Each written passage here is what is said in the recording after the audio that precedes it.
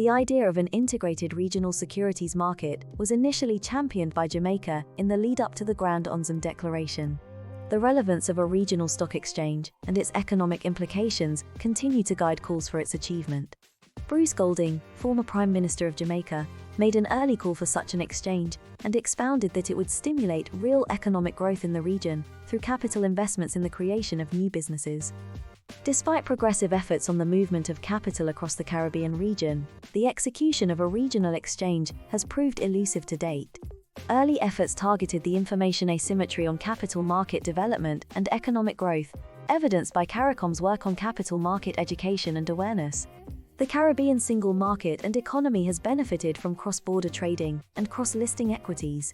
However, cross-border activity remains low. We will now give an overview of the two main regional exchanges. JSE is the first stock exchange to be established in the Caribbean. Operations commenced in February 1969. Its performance lagged behind Trinidad and Tobago Stock Exchange for many years. However, the past decade has seen a gallop ahead of its closest regional competitor. Against the country's mountain of debt, well in excess of 100% of GDP during the early 2010s, the attraction of capital to the stock exchange is impressive, standing at a circa $5.3 billion USD market capitalization by December 2015. Bloomberg ranked the JSE as a top-performing bourse in 2015 and 2019. The JSE has innovated with an online trading platform that allows the Jamaican diaspora and small retail investors to invest in companies in their home country, and a junior market launched in 2009. Over 40 companies listed on JSE's junior market.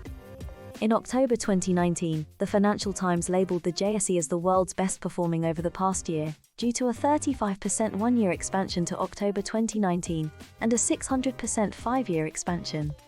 In pre-pandemic 2019, the JSE Junior Market Index increased by 3.15%. This market welcomed the listing of 6 new securities during the year, bringing the total listings to 44 securities. Market activity on the junior market recorded an increase of 78.06% in the number of transactions, an increase of 134.52% in the volume traded, and an increase of 112.73% in the value traded. The Trinidad and Tobago Securities Industry Act 1981 founded one of the most vibrant stock exchanges in the Caribbean region. It proves to be a key source of non-bank funding for public companies and assists in the country's development. The Securities Industries Act of 1995 importantly created the T&T Securities Exchange Commission, the market regulator. A comprehensive update to the rules governing the capital market occurred in the Securities Act 2012.